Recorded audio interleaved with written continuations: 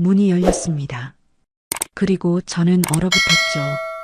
며느리 하연이가 문 앞에 서서 저를 보고 있었습니다. 모든 것이 들킨 순간이었습니다.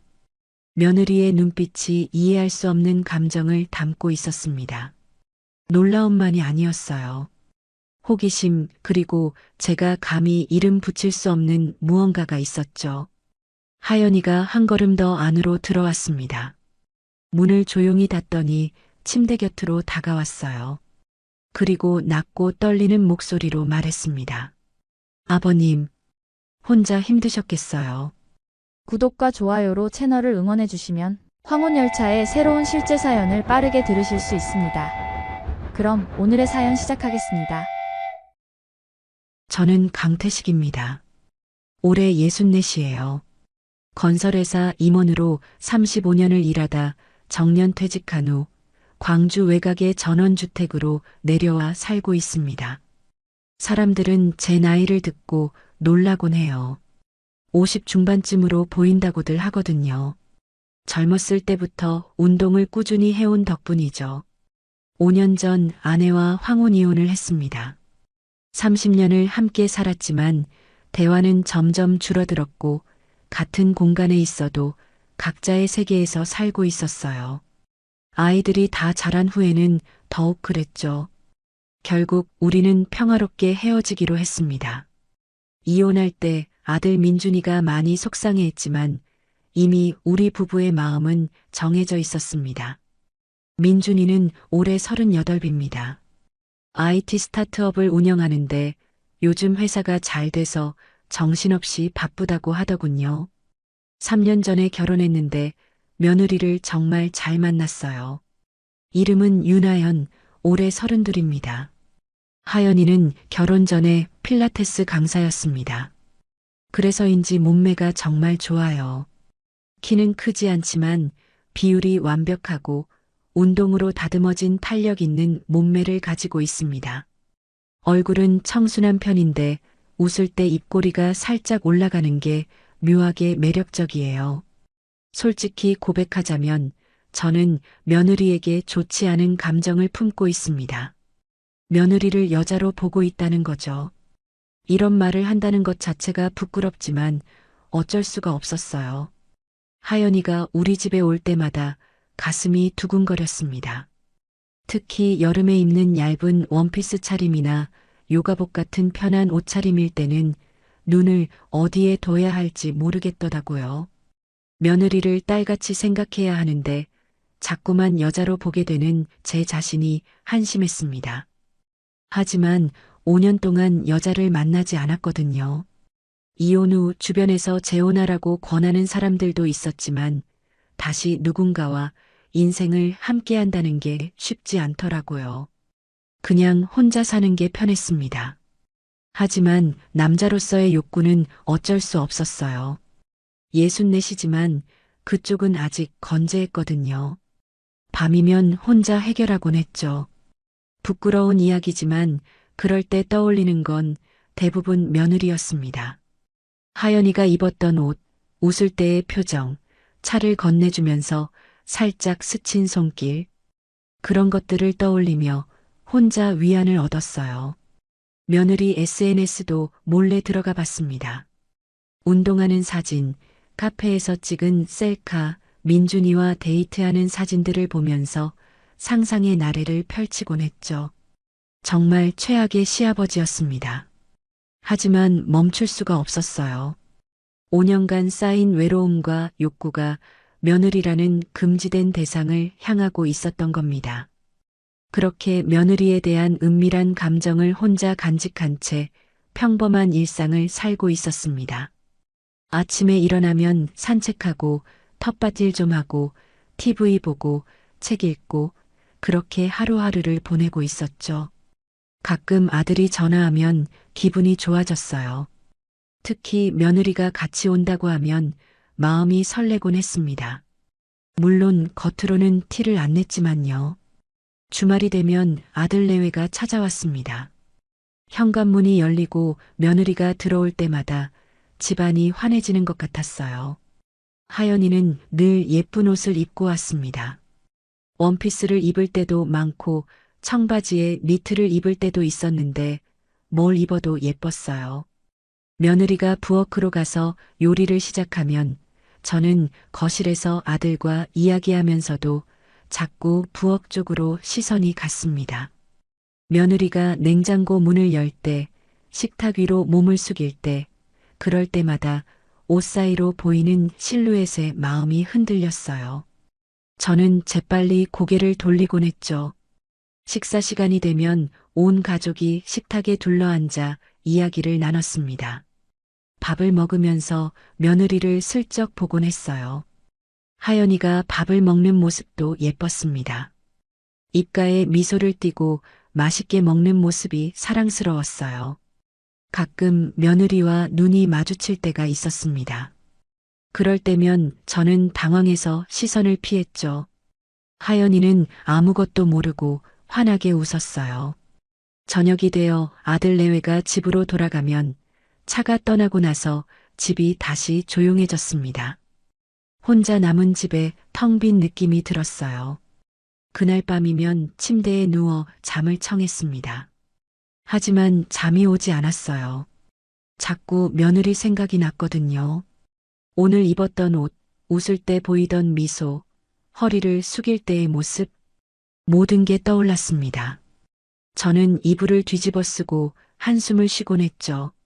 이러면 안 되는데, 며느리인데, 아들 마누라인데 하고 생각했지만 마음은 어쩔 수가 없었습니다. 나도 남자니까요. 6년 동안 여자를 만나지 못한 64 남자였습니다. 결국 손이 아래로 향했어요. 혼자서 해결하는 거죠. 며느리를 떠올리며 오늘 본 그 모습들을 상상하며 혼자 위안을 얻었습니다. 끝나고 나면 죄책감이 밀려왔어요. 나 정말 나쁜 놈이구나 하고 생각했죠. 자책감이 들었지만 어쩔 수 없었습니다. 이게 제 현실이었으니까요. 그렇게 저는 며느리에 대한 은밀한 욕망을 간직한 채 하루하루를 살아가고 있었습니다. 언젠가는 이 마음이 사라지겠지. 그렇게 스스로를 위로하면서요. 하지만 운명은 저를 전혀 다른 곳으로 이끌고 있었습니다. 그것도 아주 위험하고 금기적인 방향으로 말이죠. 어느 날이었습니다. 봄철이라 날씨가 좋아서 정원에서 장미 화단을 정리하고 있었어요. 겨우내 방치했던 것들을 손보고 새로 장미 묘목도 몇 그루 심으려고 했죠. 1시간쯤 쪼그리고 앉아서 작업을 하고 있었는데 무거운 화분을 옮기려다가 그만 무릎에 힘이 빠지면서 삐끗했습니다. 순간 무릎에서 뚝하는 소리와 함께 찌릿한 통증이 왔어요. 식은땀이 주르륵 흘렀습니다. 겨우 일어서려고 했지만 무릎에 체중을 실을 수가 없었어요. 이건 심각하다 싶어서 바로 병원에 갔습니다. 택시를 불러서 응급실로 갔죠. 엑스레이와 MRI를 찍었습니다. 다행히 뼈는 괜찮았지만 무릎 인대가 부분 파열됐다고 하더군요. 의사 선생님 말씀이 최소 2주는 무리하면 안 되고 가능하면 누워서 쉬어야 한다고 했어요. 집으로 돌아와서 소파에 누웠습니다. 무릎 보조기를 찬 다리가 뻐근하고 아팠어요. 이대로는 안 되겠다 싶어서 아들한테 전화를 걸었습니다. 민준이에게 무릎을 다쳤다고 말하자 전화기 너머로 한숨 쉬는 소리가 들렸어요. 민준이가 지금 회사에서 정말 중요한 프로젝트 막바지라서 시간을 내기 어렵다고 했습니다. 투자 유치 미팅도 있다고 하더군요. 괜찮다고 말하려던 찰나 민준이가 누군가와 이야기하는 소리가 들렸습니다. 아마 하연이인 것 같았어요. 잠시 후 민준이가 다시 전화를 받으면서 하연이를 보내겠다고 했습니다. 하연이가 가서 간병해 드린다고 했어요. 일주일 정도 있으면 되냐고 물었습니다. 순간 심장이 쿵 내려앉았습니다. 며느리가 여기로 단둘이 일주일 동안이요. 저는 황급히 괜찮다고 말했지만 민준이는 이미 결정한 듯 말했습니다. 하연이가 가고 싶어 한다고 시아버지 아프신데 당연히 가야 한다고 했어요. 전화가 끊어졌습니다. 저는 핸드폰을 내려놓고 천장을 바라봤어요. 며느리가 온다고요. 여기로 단둘이 일주일 동안. 가슴이 두근거리기 시작했습니다. 아프다는 것도 잊을 만큼요. 안 돼, 이러면 안 되는데 하고 생각했지만 다른 한편으로는 기대되는 것도 사실이었어요. 며느리와 단둘이 시간을 보낸다니 상상만 해도 떨렸습니다. 정신 차려, 강태식. 며느리야, 며느리, 아들 마누라라고 스스로에게 다짐하며 눈을 감았습니다. 하지만 잠은 쉽게 오지 않았어요. 그날 밤 잠을 제대로 이루지 못했습니다. 무릎이 아파서이기도 했지만 내일 하연이가 온다는 생각 때문이었어요.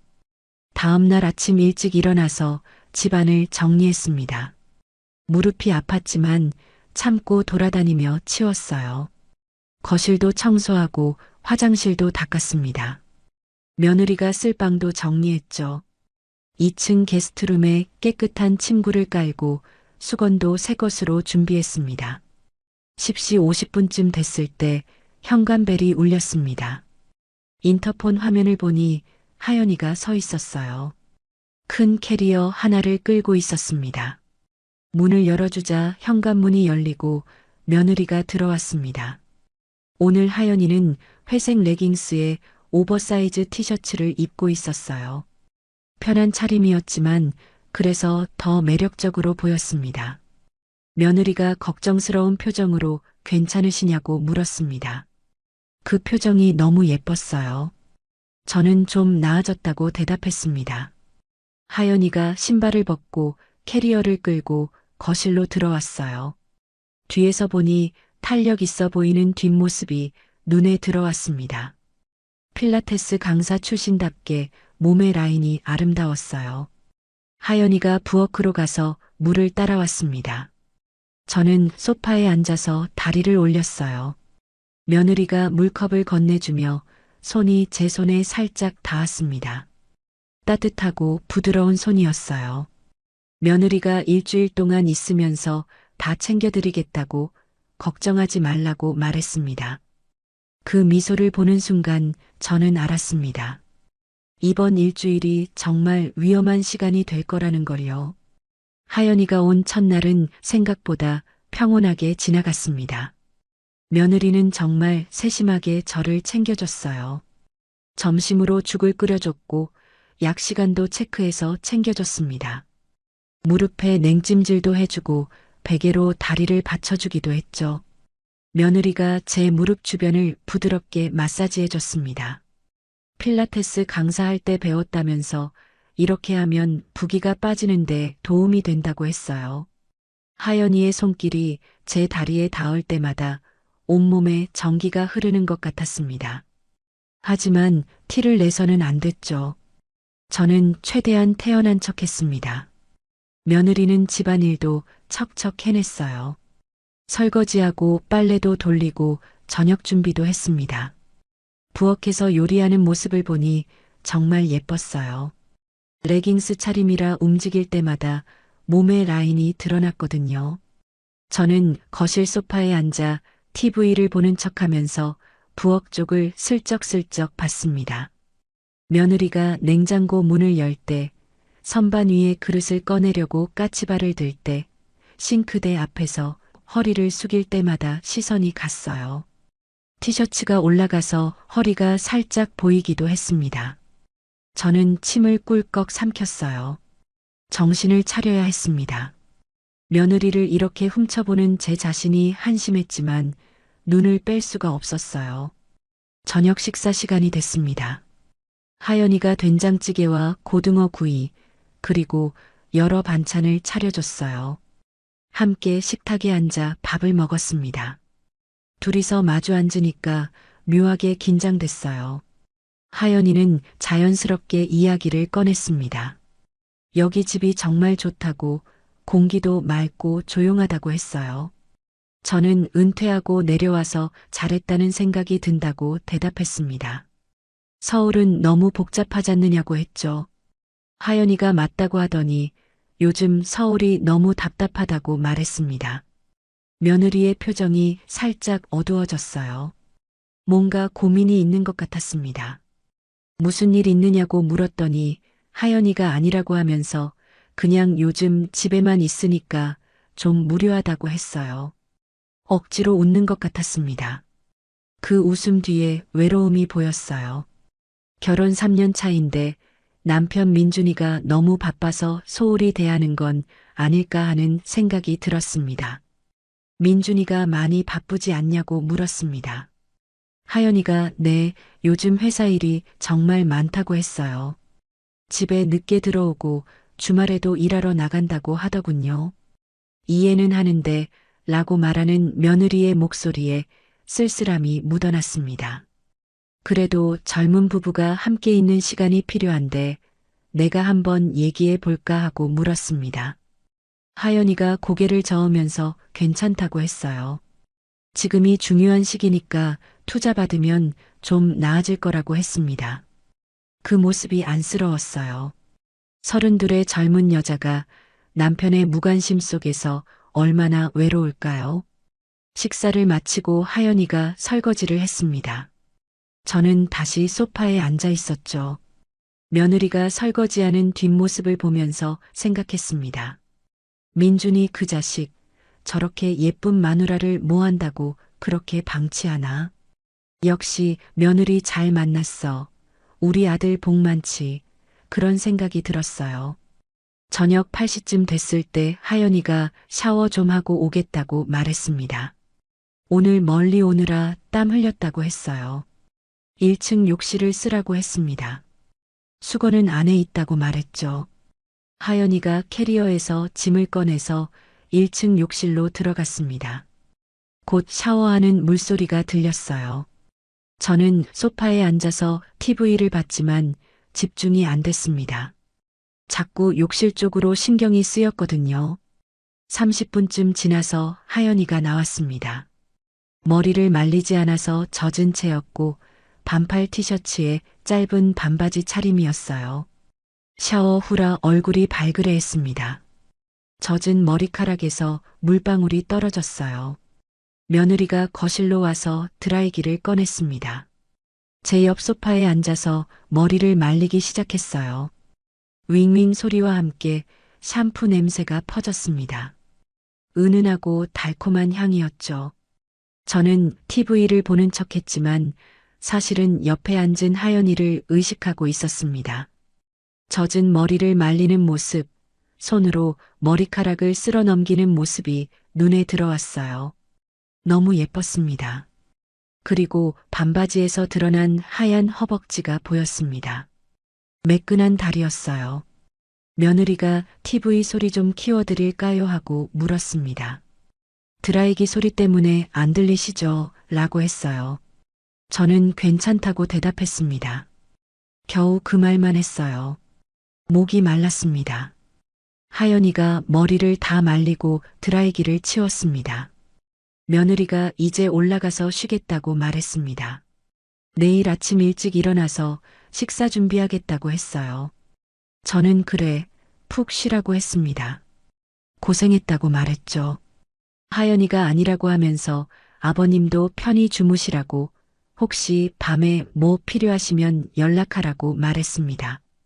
하연이가 2층으로 올라갔습니다. 계단을 오르는 뒷모습을 보니 반바지 안으로 라인이 선명하게 드러났어요. 저는 시선을 돌렸습니다. 혼자 남은 거실이 조용했습니다. 저는 소파에 앉아 한숨을 쉬었어요. 하루만 더 버티면 돼. 일주일 동안 조심하자. 스스로에게 다짐했습니다. 9시쯤 저도 1층 제 방으로 들어갔습니다.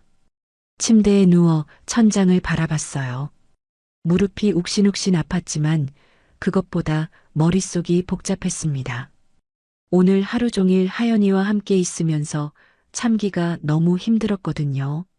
며느리의 모습이 계속 떠올랐습니다. 레깅스 차림으로 요리하던 모습, 식탁에 앉아 밥 먹던 모습, 샤워 후 젖은 머리로 드라이기를 들고 있던 모습이 머릿속에 맴돌았어요.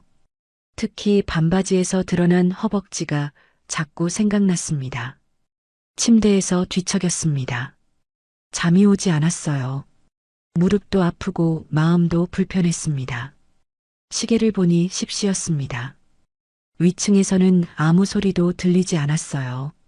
하연이는 벌써 잠든 것 같았습니다. 저는 계속 뒤척이다가 11시쯤 됐을 때 참을 수 없는 욕구가 밀려왔습니다. 5년 동안 혼자 해결해 온 방법밖에 없었어요. 하지만 오늘은 며느리가 위층에 있다는 게 문제였습니다. 조용히 해야 했어요. 한 번만 빨리 끝내자. 오늘 하루 종일 본 하연이의 모습들을 떠올렸어요. 레깅스에 감싸인 모습, 티셔츠 차림, 반바지에서 드러난 허벅지. 상상이 점점 더 선명해졌습니다. 천천히, 조용히. 숨소리도 최대한 죽였습니다. 하연이를 상상했습니다. 며느리의 얼굴, 미소, 움직이는 모습을 떠올렸어요. 속으로 며느리 이름을 불렀습니다. 거의 절정에 다다랐을 때였어요. 똑똑, 노크 소리가 들렸습니다. 심장이 멎는 줄 알았어요. 손을 멈추고 얼어붙었습니다. 문 밖에서 하연이 목소리가 들렸습니다. 주무세요 라고 물었어요. 저는 황급히 응, 왜 그러니 하고 대답했습니다. 이불을 끌어올리고 바지를 올렸어요. 당황해서 목소리가 떨렸습니다. 며느리가 수건 하나 더 가져가려고 한다고 말했습니다. 1층 욕실에 있다고 하셨잖아요. 라고 했어요. 저는 아, 그래. 잠깐만 하고 대답했습니다. 침대에서 일어나려고 했지만 무릎이 아파서 움직이기 힘들었어요. 하연이가 그냥 들어가도 되냐고 물었습니다. 아버님 불편하실 것 같다고 했어요. 저는 그래 하고 대답했습니다. 대답하고 나서 후회했어요. 지금 제 상태를 보이면 안 되는데. 하지만 이미 늦었습니다. 드르륵. 문이 열렸습니다. 하연이가 문틈으로 들어왔습니다. 짧은 잠옷 차림이었어요. 방 안에 작은 무드등, 불빛에 며느리의 실루엣이 보였습니다. 그리고 우리의 눈이 마주쳤습니다. 하연이의 눈이 침대로 향했어요. 제가 황급히 이불을 덮은 모습, 불룩한 이불 아래의 형태가 보였을 겁니다. 그리고 침대 옆 휴지통에 있던 휴지도요. 며느리는 순간 모든 걸 이해한 것 같았습니다. 시간이 멈춘 것 같았어요.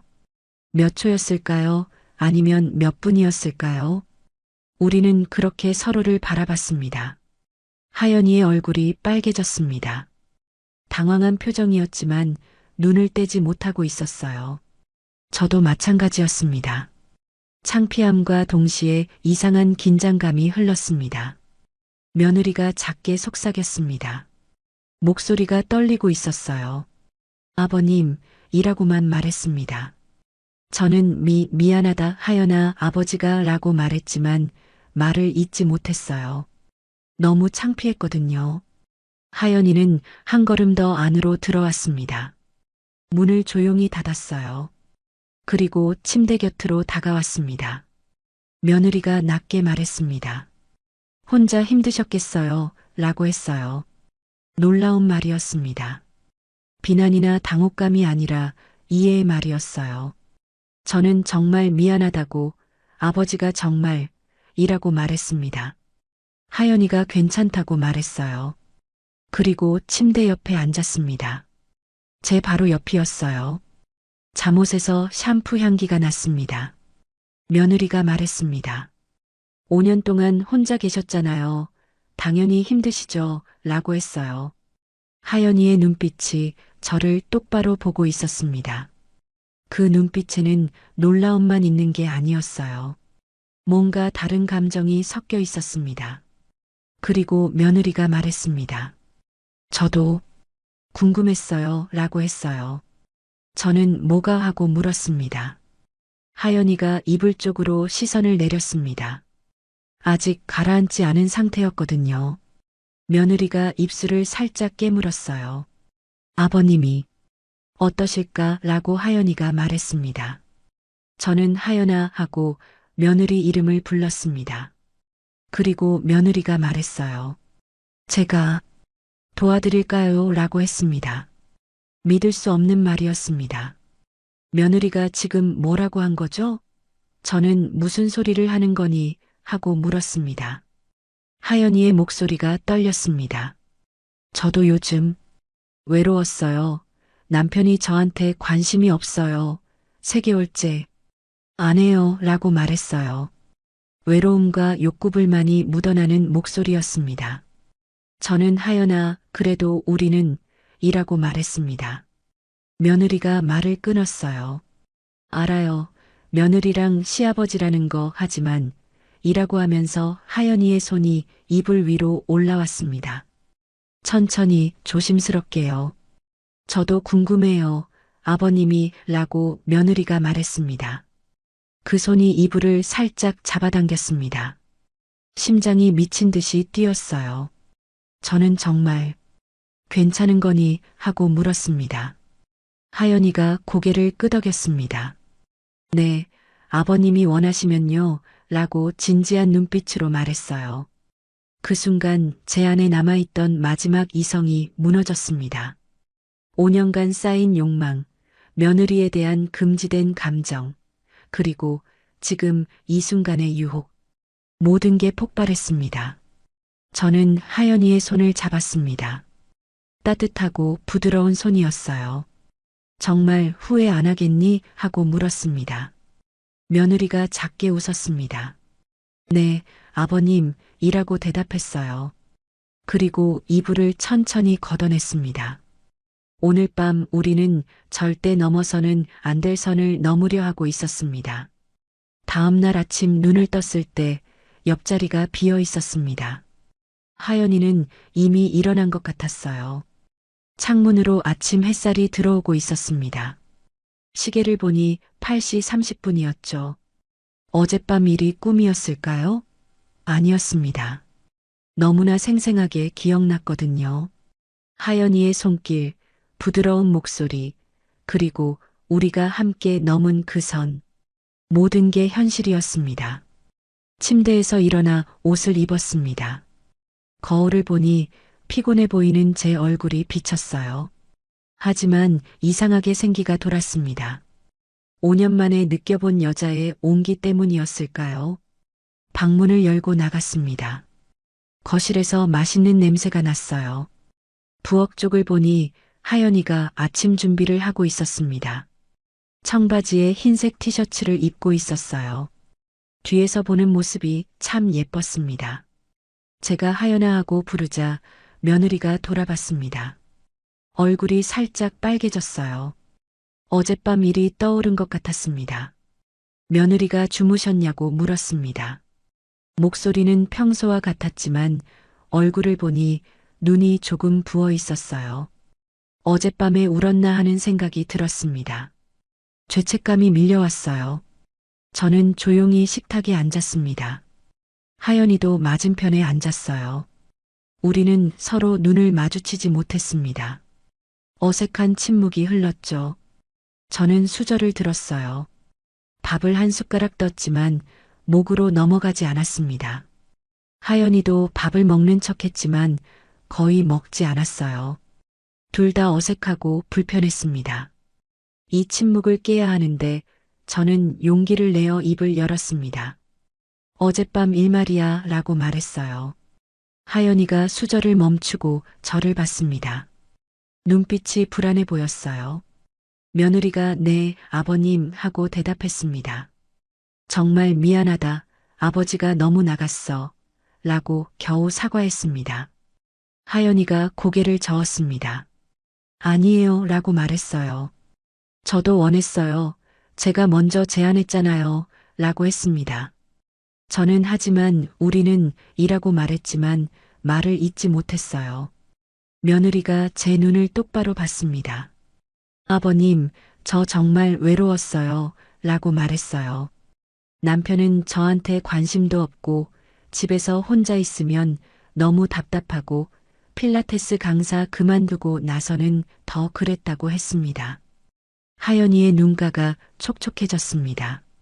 진심이 담긴 목소리였어요. 결혼하고 처음 1년은 좋았다고 했습니다. 오빠가 저한테 잘해줬고 데이트도 자주 했다고요. 근데 회사가 잘 되면서부터 달라졌다고 했어요. 집에 늦게 들어오고 주말에도 일하러 나가고 침대에서도 3개월째 안 한다고 말했습니다. 며느리가 눈물을 닦았습니다. 그게 얼마나 외롭고 서러운지 아세요? 라고 물었어요. 32인데 남편한테 여자로 안 보이는 것 같다고 했습니다. 그냥 밥 차려주고 집 지키는 사람으로만 보는 것 같다고 말했어요. 제 가슴이 먹먹해졌습니다. 며느리가 이렇게 힘들어했는지 몰랐어요. 미안하다, 하연아. 내가 민준이한테 얘기를 이라고 말하려는데 하연이가 손을 저었습니다. 아니에요. 말씀하지 마세요.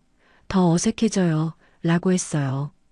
그냥 이대로 있고 싶다고 아버님하고 라고 말했습니다. 저는 뭐라고 하고 되물었습니다. 며느리가 말했어요. 어젯밤 정말 좋았다고 5년 동안 혼자 계셨다고 하셨는데 전혀 그런 것 같지 않았다고 했습니다. 오히려 남편보다 라고 말을 멈췄어요. 얼굴이 더 빨개졌습니다.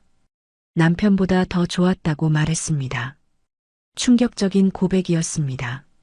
며느리가 제게 이런 말을 하다니. 저는 하연아, 그런 말하면 안 돼. 민준이는 내 남편이야 라고 말했습니다. 하연이가 알아요. 근데 사실이에요 라고 했어요. 아버님은 정말 대단하세요. 64이신데 믿어지지 않아요. 라고 며느리가 수줍게 웃었습니다. 그 미소에 저도 모르게 웃음이 났어요. 며느리가 말했습니다. 일주일 동안 저희 둘만의 비밀로 할 수 있잖아요. 누구도 모르게요. 라고 했어요.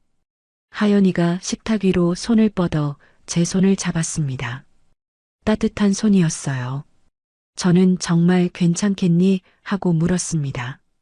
며느리가 네, 저 아버님이 좋아요. 라고 대답했습니다. 그 말을 듣는 순간 제 안에 남아있던 마지막 죄책감이 사라졌습니다. 며느리도 원하고 있었고 저도 원했습니다. 일주일 동안만이라도 이 금지된 관계를 지속해도 되는 걸까요? 알았어. 일주일 동안은 우리 둘만의 시간으로 하자. 라고 말했습니다. 하연이가 환하게 웃었습니다. 그 미소가 너무 예뻐서 가슴이 두근거렸어요. 식사를 마치고 하연이가 설거지를 했습니다. 저는 소파에 앉아 있었는데 며느리가 설거지를 끝내고 제 옆으로 왔어요. 그리고 자연스럽게 제 옆에 바짝 붙어 앉았습니다. 며느리가 무릎은 좀 어떠냐고 물었습니다. 저는 어제보다 나은 것 같다고 대답했어요. 하연이가 마사지 해드리겠다고 말했습니다. 제 무릎 위에 손을 올렸어요. 천천히 주무르기 시작했습니다. 부드러운 손길이었지만 어딘가 의도적인 느낌이 들었어요. 며느리의 손이 점점 위로 올라왔습니다. 무릎에서 허벅지로요. 마사지라기보다는 다른 의미에 가까웠습니다. 며느리가 제 귀에 속삭였습니다. 저 또 하고 싶어요. 라고 했어요. 심장이 빠르게 뛰기 시작했습니다. 아직 오전인데 벌써 라고 생각했습니다. 저는 하연아, 지금 하고 물었습니다. 며느리가 네, 어젯밤에 잠을 못 잤어요. 계속 생각났거든요. 라고 말했습니다. 하연이의 손이 더 위로 올라왔습니다. 제 몸이 반응하기 시작했어요. 저는 낮은데 라고 말했습니다. 며느리가 괜찮아요. 아무도 없잖아요. 라고 말했어요. 하연이가 저를 밀어서 소파에 눕혔습니다. 그리고 제 위로 올라왔어요. 얼굴이 가까워졌습니다. 며느리가 속삭였습니다. 아버님, 라고 불렀어요. 저는 며느리의 얼굴을 두 손으로 감싸고 입 맞췄습니다. 부드러운 입술이었어요. 거실 소파 위에서 우리는 서로를 느꼈습니다. 며느리가 제 가슴을 손으로 만지며 말했습니다. 정말 멋있으세요. 라고 했어요. 근육이 만져지는 게 신기한지 계속 쓰다듬었습니다. 저는 너도 정말 아름다워. 하연아 라고 말했습니다. 며느리가 자신있게 웃었습니다. 필라테스 강사였잖아요. 몸매는 자신 있어요. 라고 말했어요. 낮 햇살 아래에서 보는 며느리의 모습은 더욱 아름다웠습니다. 탄력 있는 피부, 완벽한 라인, 운동으로 다듬어진 몸매였어요. 서두를 필요가 없었어요. 일주일이라는 시간이 있었으니까요. 1시간쯤 지났을까요? 우리는 거실 소파에서 숨을 고르고 있었습니다. 땀이 흥건했어요. 하연이가 제 가슴에 머리를 기댔습니다. 며느리가 말했습니다. 정말 대단하세요. 1시간 넘게 라고 했어요. 저는 너도 대단해, 하연아 라고 대답했습니다. 며느리가 솔직하게 말했습니다. 이런 얘기 이상하지만 남편이랑 할 때는 10분이면 끝났다고 했어요. 그래서 항상 아쉬웠다고. 근데 아버님은 이라고 말을 흐렸습니다. 저는 나도 오랜만이라 그래. 5년 만이잖아. 라고 말했어요. 하연이가 제 몸을 쓰다듬었습니다. 애정이 담긴 손길이었어요. 며느리가 물었습니다. 아버님도 원하시잖아요. 저 알아요. 라고 했어요. 저는 대답할 수 없었습니다. 사실이었으니까요. 일단 시간을 두고 생각하자. 너무 급하게 결정하면 후회해. 라고 말했습니다. 하연이가 알겠다고 대답했습니다. 근데 제 마음은 안 변할 거예요. 라고 단호하게 말했어요. 그날 오후에도 우리는 또 관계를 가졌습니다. 이번에는 침실에서였어요. 침대가 소파보다 편했거든요. 하연이는 더욱 적극적이었습니다. 저녁이 됐습니다. 하연이가 저녁을 준비했어요. 샤워를 하고 나와서 편한 원피스를 입고 있었습니다. 부엌에서 요리하는 모습이 아내 같았어요. 며느리가 오늘 뭐 해줄까요? 하고 물었습니다. 저는 아무거나 괜찮아. 내가 하는 거면 다 맛있어. 라고 대답했습니다. 하연이가 익숙하게 요리를 시작했습니다. 저는 식탁에 앉아서 그 모습을 봤어요. 정말 편안한 풍경이었습니다. 마치 부부 같았죠. 저녁을 먹으면서 이야기를 나눴습니다. 이제는 어색하지 않았어요. 오히려 편안했습니다. 며느리가 말했습니다. 언제부터 저한테 관심 있었냐고 물었어요. 저는 처음 뵙던 날부터라고 대답했습니다. 하연이가 웃으며 말했어요. 결혼식 날 처음 봤는데 아버님이 진짜 젊어 보이셔서 놀랐다고 했습니다. 60이 넘으셨는데 50 중반처럼 보이셨다고 했어요. 며느리가 말했습니다.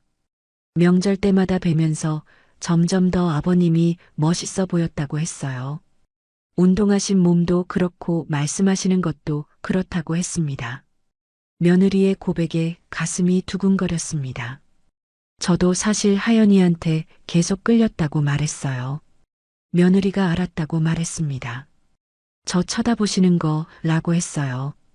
들켰구나 하고 말하자 하연이가 웃었습니다. 네, 근데 싫지 않았어요. 오히려 좋았어요. 남편은 저 안 봐주는데 아버님은 계속 봐주시니까 라고 말했습니다. 하연이가 제 손을 잡았습니다. 아버님, 이번 주 정말 행복하게 보내요. 라고 말했어요. 저는 그래, 우리 행복하게 보내자. 라고 대답했습니다. 그날 밤도 우리는 함께 잤습니다. 하연이는 제 방으로 내려왔어요. 며느리와 함께 잠드는 밤이었습니다. 5년 만에 여자와 함께 자는 밤이었어요. 따뜻하고 행복했습니다. 비록 금기를 넘은 관계지만 지금 이 순간만큼은 행복했습니다. 창밖으로 달빛이 들어왔습니다. 하연이의 얼굴을 비췄어요. 평화롭게 잠든 모습이 너무 예뻤습니다. 저는 며느리의 이마에 키스했습니다. 일주일 후면 끝이야.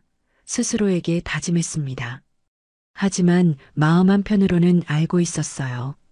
이 관계가 일주일로 끝나지 않을 거라는 걸요. 사흘째 되던 날이었습니다. 하연이가 간단하게 토스트와 계란 프라이, 그리고 샐러드를 준비했어요. 며느리가 말했습니다. 오늘로 사흘째예요 라고 했어요. 저는 그러네 하고 대답했습니다. 하연이가 손가락으로 세며 말했습니다. 하연이가 놀라워하며 웃었습니다. 대박이에요. 64이신데 라고 말했어요. 저도 믿기지 않았어요. 5년 동안 혼자 있다가 이렇게 폭발한 거겠죠. 저는 너도 대단해. 하나도 안 지치는 것 같아.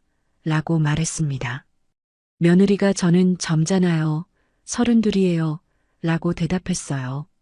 저는 그래도 보통은 힘들어하는데 라고 말했습니다. 하연이가 자랑스럽게 말했습니다. 필라테스 강사였잖아요.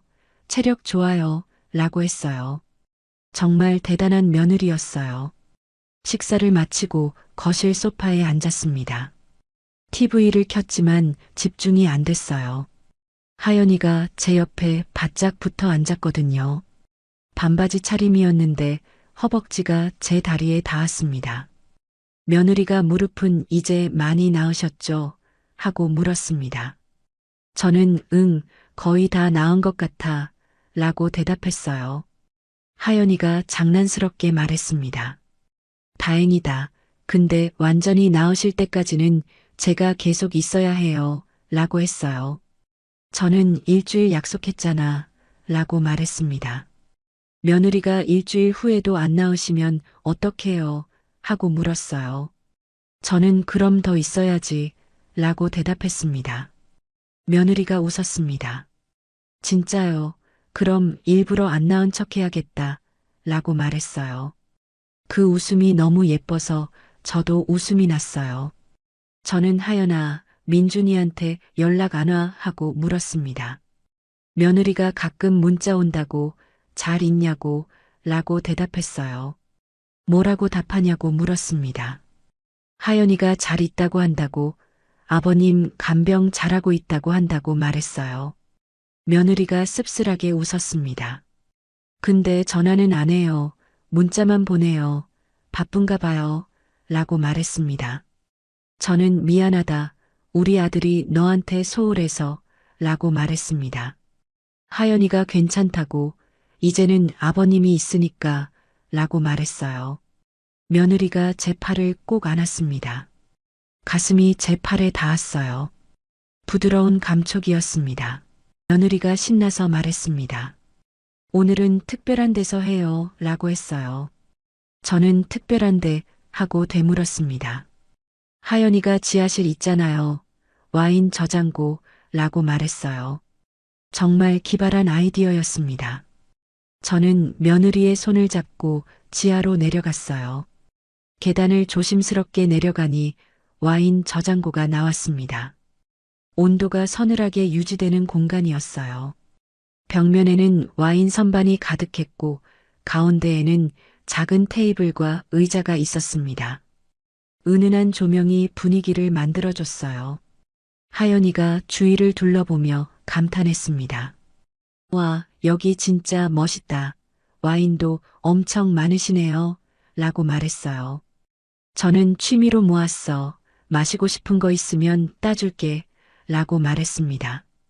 며느리가 나중에 마셔요. 지금은 이라고 말을 흐렸어요.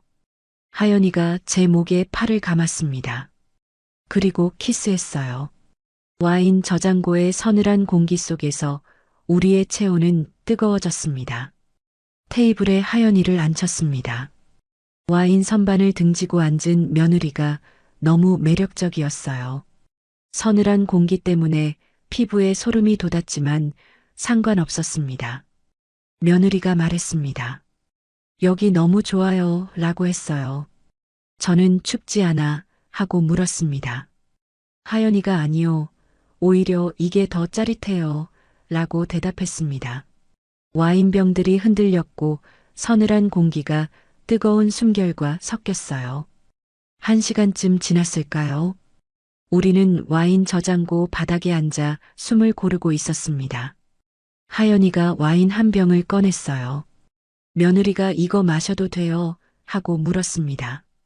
저는 그래, 따줄게 라고 대답했어요. 오래된 레드와인이었습니다. 잔에 따라서 건넸어요. 하연이가 한 모금 마시고 웃었습니다. 맛있다. 이렇게 마시니까 더 특별해요. 라고 말했어요. 며느리가 제 어깨에 기댔습니다. 따뜻한 체온이 느껴졌어요. 하연이가 말했습니다. 일주일 후에 정말 헤어져야 해요. 라고 물었어요. 저는 그래야지 약속했잖아. 라고 대답했습니다.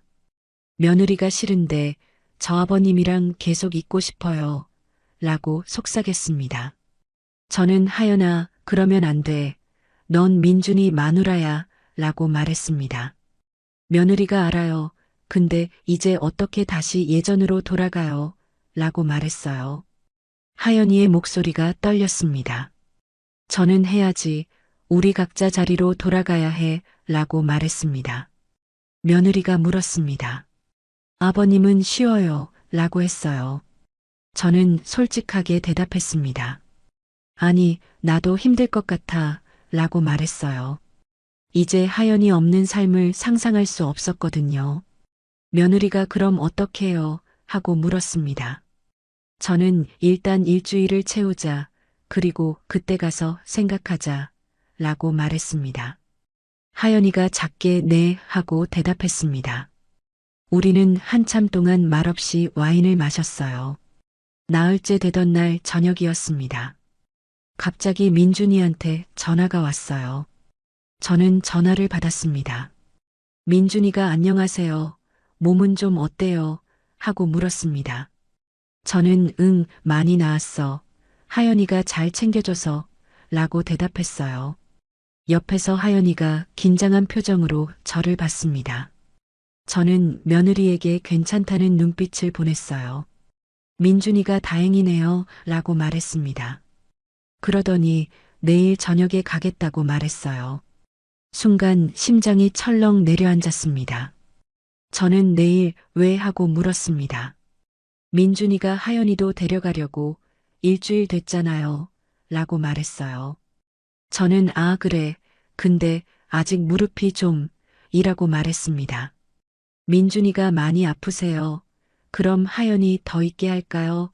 하고 물었어요. 저는 아니다. 괜찮아. 내일 와라 라고 대답했습니다. 더 이상 핑계를 댈 수 없었습니다. 하연이가 실망한 표정을 지었어요. 민준이가 그럼 내일 저녁 6시쯤 갈게요. 같이 저녁 먹어요. 라고 말했습니다. 저는 알았어. 하고 대답했어요. 전화를 끊었습니다. 하연이가 저를 봤어요. 눈가가 촉촉했습니다. 며느리가 내일 오빠가 와요. 하고 물었습니다. 저는 응 하고 대답했습니다. 하연이가 벌써 끝나는 거예요. 하고 물었어요. 저는 하연아 하고 며느리 이름을 불렀습니다. 며느리가 제 품에 안겼습니다. 떨리고 있었어요. 하연이가 싫어요. 아직 더 있고 싶어요. 라고 말했습니다. 저는 나도 그래. 근데 어쩔 수 없잖아. 라고 말했습니다. 며느리가 오늘이 마지막 밤이네요. 라고 말했어요. 저는 그러네 하고 대답했습니다. 우리는 한참을 꼭 안고 있었습니다. 말이 필요 없었어요. 서로의 마음을 알고 있었으니까요. 하연이가 말했습니다. 오늘 밤 끝까지 함께 있어요. 하나도 안 자고 라고 했어요. 저는 그래, 그러자 라고 대답했습니다. 그날 밤은 정말 특별했습니다. 새벽 3시쯤 하연이가 말했습니다. 사랑해요 라고 했어요.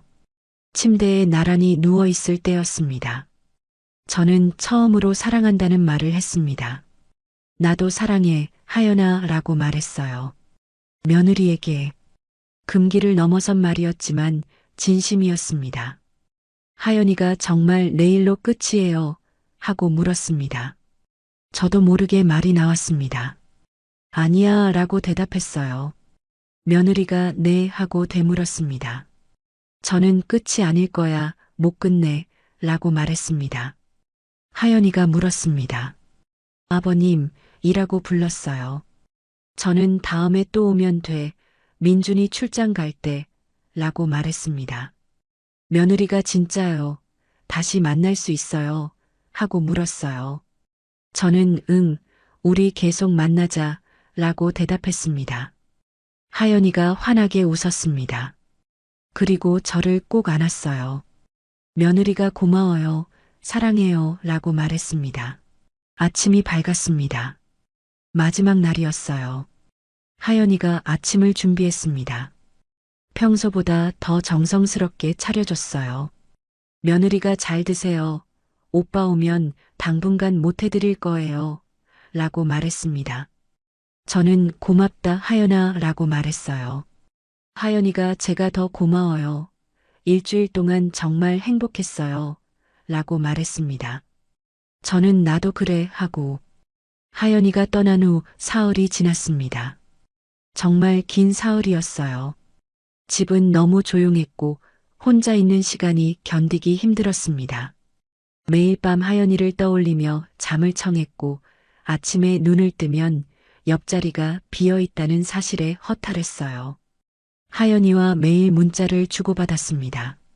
아침에 일어나면 잘 주무셨어요 하는 문자가 와 있었고 저는 응, 너는 하고 답장했죠.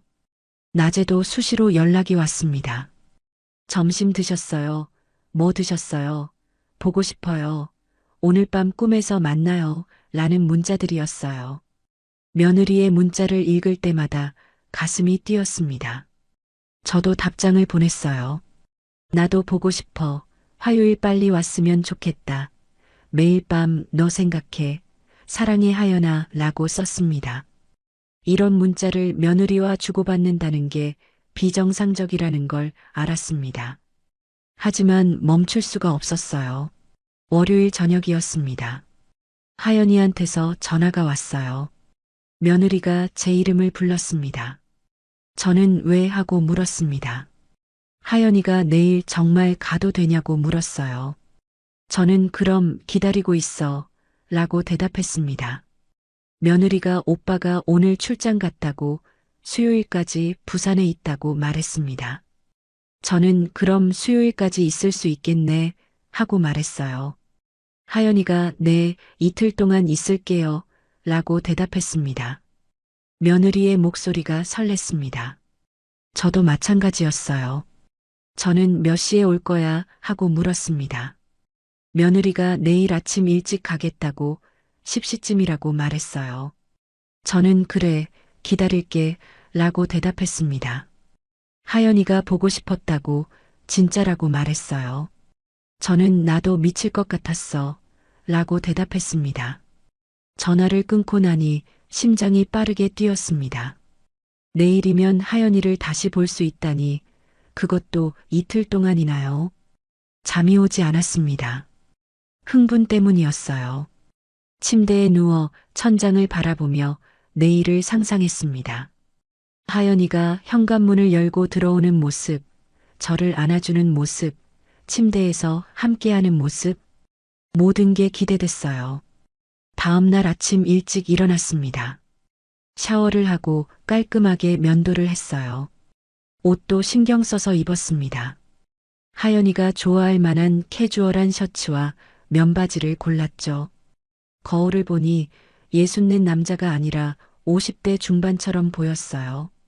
운동 덕분인지 피부도 괜찮았고 머리도 새치가 적었습니다. 오늘은 더 잘해줘야지 스스로에게 다짐했습니다. 집안도 깨끗이 청소했어요.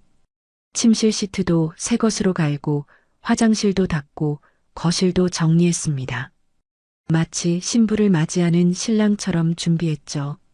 9시 50분쯤 됐을 때 현관벨이 울렸습니다. 예상보다 빨랐어요. 문을 열어줬습니다. 현관문이 열리고 하연이가 뛰어들어왔습니다. 작은 가방 하나만 들고 왔더라고요. 그리고 신발도 제대로 벗지 않은 채 제 품에 안겼습니다. 며느리를 꼭 껴안았습니다. 따뜻한 체온, 은은한 향기. 그리웠던 모든 게 다시 돌아왔어요. 하연이가 보고 싶었다고 너무너무라고 말했습니다. 저는 나도 미칠 뻔했어 라고 대답했어요. 우리는 한참을 꼭 안고 있었습니다. 말이 필요 없었어요. 서로의 심장 소리가 들렸습니다. 하연이가 얼굴을 들어 저를 봤습니다. 눈이 촉촉했어요. 며느리가 키스해달라고 속삭였습니다. 입 맞췄습니다.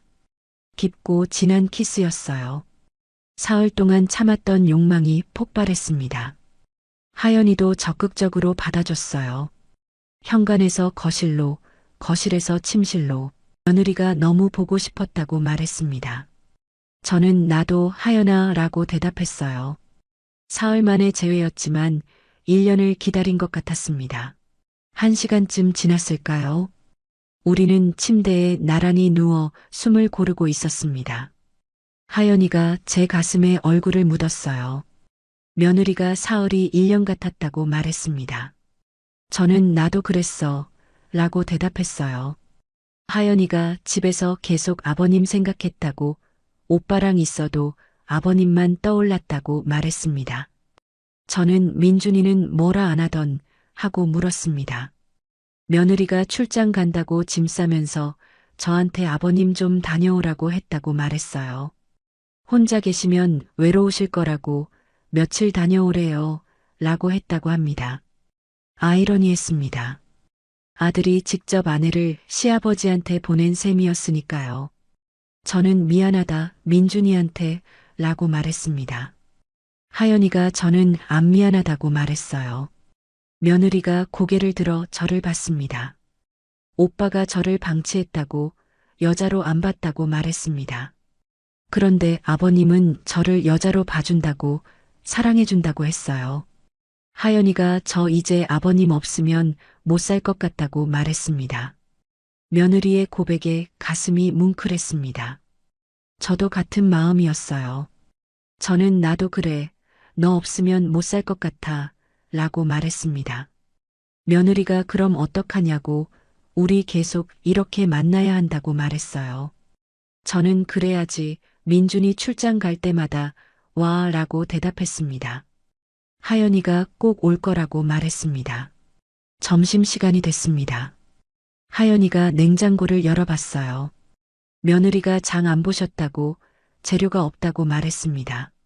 저는 혼자 있으니까 귀찮아서 그랬다고 대답했어요. 하연이가 안 된다고, 잘 드셔야 한다고, 제가 장 보고 올게요 라고 말했습니다. 며느리가 옷을 입고 마트로 갔습니다. 30분쯤 후에 큰 봉지를 들고 돌아왔어요. 하연이가 이것저것 많이 샀다고, 이틀 동안 맛있는 거 해드린다고 말했습니다. 저는 고맙다 하연아 라고 말했어요. 며느리가 부엌에서 점심을 준비했습니다. 김치찌개와 생선구이를 만들었어요. 냄새가 정말 좋았습니다. 함께 식탁에 앉아 밥을 먹었습니다.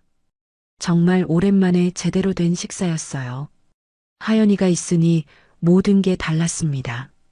며느리가 제가 없을 때 제대로 안 드신 거죠? 하고 물었습니다. 저는 배달 음식으로 때웠다고 대답했어요. 하연이가 안 된다고, 건강 챙기셔야 한다고 말했습니다. 며느리가 걱정스럽게 말했어요. 마치 아내 같았습니다. 며느리가 앞으로는 제가 자주 올게요. 그리고 반찬도 만들어 놔드릴게요. 라고 말했습니다.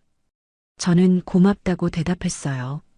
하연이가 당연한 거라고, 아버님은 제 남자잖아요. 라고 말했습니다. 그 말에 가슴이 따뜻해졌어요. 오후에는 거실 소파에서 TV를 봤습니다. 하연이가 제 무릎에 누워 있었어요. 머리를 쓰다듬어 줬더니 기분 좋다며 웃었습니다.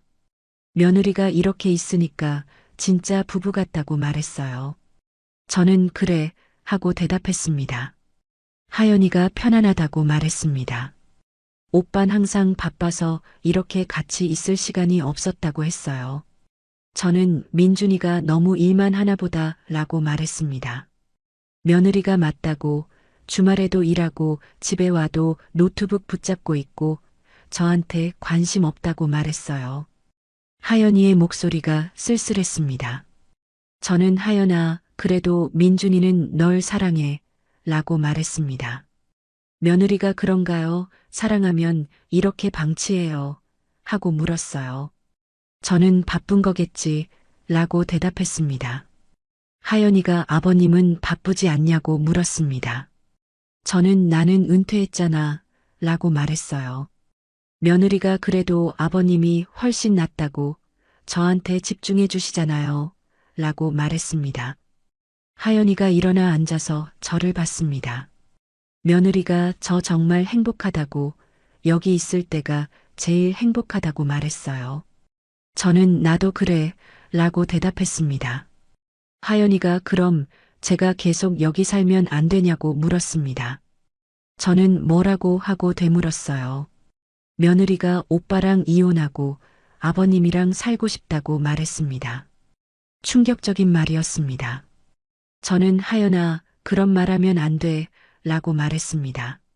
며느리가 왜냐고 저 진심이라고 말했어요. 저는 민준이는 내 남편이야. 그리고 나는 시아버지야 라고 말했습니다. 하연이가 그게 뭐가 중요하냐고 저는 아버님이 좋은데 라고 말했습니다.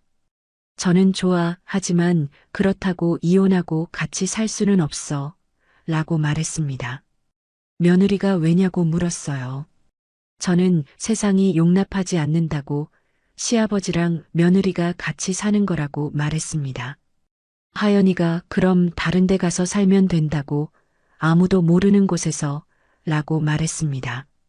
며느리가 진지하게 말했습니다. 정말로 생각한 것 같았어요. 저는 하연아, 진정해. 우리 지금 감정에 취한 거야. 라고 말했습니다. 며느리가 아니라고 저 진심이라고 말했어요. 저는 일단 더 생각해보자. 너무 급하게 결정하면 안 돼. 라고 말했습니다. 하연이가 작게 네 하고 대답했습니다. 하연이가 풀이 죽었습니다. 저는 며느리를 안아줬어요. 저는 우리 지금처럼 만나는 것도 좋잖아. 이렇게 라고 말했습니다. 며느리가 근데 매일 보고 싶은데 라고 말했어요. 저는 나도 그래 하지만 참아야지 라고 대답했습니다. 그날 저녁은 조용히 지나갔습니다. 하연이가 맛있는 저녁을 준비했고 우리는 함께 와인을 마셨어요. 분위기는 좋았지만 오후에 나눴던 대화 때문에 묘한 긴장감이 있었습니다. 밤이 됐습니다. 침실로 들어가 침대에 누웠어요. 하연이가 제 품에 안겼습니다. 며느리가 사랑한다고 말했습니다. 저는 나도 사랑해 라고 대답했어요. 그날 밤 우리는 특별히 천천히 깊게 사랑을 나눴습니다. 서로를 확인하듯이요. 하연이의 눈에서 눈물이 흘렀어요. 저는 왜 우냐고 물었습니다. 며느리가 행복해서라고 아버님이랑 있으면 너무 행복해서 라고 말했어요. 저는 나도 행복해 라고 말했습니다. 하연이가 저 절대 놓지 말라고 말했습니다. 저는 안 나, 절대 라고 대답했어요. 다음 날 아침이었습니다. 마지막 날이었어요. 오늘 저녁이면 하연이는 떠나야 했습니다. 며느리가 오늘 뭐 하고 싶으세요? 하고 물었습니다. 저는 그냥 너랑 같이 있으면 돼 라고 대답했어요. 우리는 하루 종일 집에서 보냈습니다. 거실에서 영화를 보고 함께 요리하고 정원을 산책했어요. 평범한 일상이었지만 행복했습니다. 오후 4시쯤 하연이가 짐을 싸기 시작했습니다. 떠날 시간이 다가온 거였죠. 며느리가 저 금요일에 또 온다고 말했습니다. 저는 금요일 하고 되물었어요. 하연이가 네, 오빠가 또 출장 간다고 그때 온다고 말했습니다. 며느리가 그리고 제가 생각해봤다고 말했습니다. 저는 뭘 하고 물었어요. 하연이가 이혼 얘기라고 말했습니다. 며느리가 진지한 얼굴로 말했어요. 아직도 그 생각하냐고 물었습니다. 하연이가 네, 진지하게 생각했다고 저 정말 오빠랑 이혼하고 아버님이랑 살고 싶다고 말했습니다. 저는 하연아 하고 며느리 이름을 불렀어요. 며느리가 아버님도 원하시잖아요. 저 안다고 말했습니다. 저는 대답할 수 없었습니다. 사실이었으니까요. 저는 일단 시간을 두고 생각하자. 너무 급하게 결정하면 후회해. 라고 말했습니다. 하연이가 알겠다고, 근데 제 마음은 안 변할 거라고 단호하게 말했습니다. 저녁 6시에 하연이가 떠났습니다. 현관에서 마지막 포옹을 했어요. 며느리가 금요일에 본다고 말했습니다. 저는 그래, 조심해서 가라고 말했어요. 하연이가 사랑한다고 말했습니다. 저는 나도라고 대답했어요. 차가 떠나고 혼자 남았습니다. 또다시 빈집이었어요. 하지만 이번에는 조금 달랐습니다. 금요일이면 다시 볼 수 있으니까요. 침대에 앉아 핸드폰을 봤습니다. 하연이한테서 문자가 왔어요. 집 거의 다 왔다고, 벌써 보고 싶다고, 금요일까지 어떻게 기다리냐고 했습니다. 답장을 보냈습니다. 나도 보고 싶어. 금방 금요일 올 거야. 사랑해. 라고 썼어요. 그리고 생각했습니다. 우리 관계가 과연 어디까지 갈까요? 하연이의 이혼 이야기는 진담일까요? 감정에 취한 말일까요? 확실한 건 하나였습니다. 저는 이미 며느리에게 중독됐다는 것, 그리고 이 중독에서 벗어날 수 없다는 것이었어요. 창밖으로 저녁 노을이 지고 있었습니다. 아름다운 노을이었지만 어딘가 불길해 보이기도 했어요. 마치 우리의 미래를 암시하는 것처럼요. 하지만 저는 멈출 수 없었습니다. 이미 선을 넘었고 돌아갈 수 없었으니까요. 금요일을 기다리며 다시 하연이를 안을 날을 꿈꾸며 저는 이 위험한 사랑에 더 깊이 빠져들고 있었습니다. 64 남자와 32 여자, 시아버지와 며느리. 금기의 사랑은 계속되고 있었고 앞으로도 계속될 것 같았습니다. 그 끝이 어디일지는 아무도 몰랐습니다. 다만 한 가지는 확실했습니다. 우리는 서로 없이는 살 수 없게 됐다는 것, 그리고 이 사랑이 언젠가는 큰 대가를 치르게 할 거라는 것이었어요. 하지만 지금 이 순간 저는 그런 것들을 생각하고 싶지 않았습니다. 금요일만 기다리고 싶었어요. 하연이를 다시 안을 그날만을요. 핸드폰을 보니 또 문자가 와 있었습니다. 사랑한다고, 금요일에 더 오래 있겠다고, 일주일 내내 있고 싶다고, 아버님 생각하면서 잘 거라고 좋은 꿈 꾸라고 했습니다. 저도 답장했습니다. 나도 사랑해, 하연아. 일주일이라도 좋아. 내가 있어주면 그걸로 충분해. 잘 자. 꿈에서 보자. 라고 썼어요. 그렇게 우리의 위험한 사랑은 계속됐습니다. 끝이 보이지 않는, 멈출 수 없는 중독 같은 사랑이었습니다. 64 시아버지와 32 며느리의 금지된 황혼 로맨스는 이제 막 시작된 것인지도 몰랐습니다. 오늘 사연은 여기까지입니다. 무료 구독과 좋아요를 꾹 눌러주시면 황혼열차의 기가 막힌 다음 사연들을 좀 더 빠르게 들으실 수 있습니다. 그럼 오늘도 건강하고 행복하세요.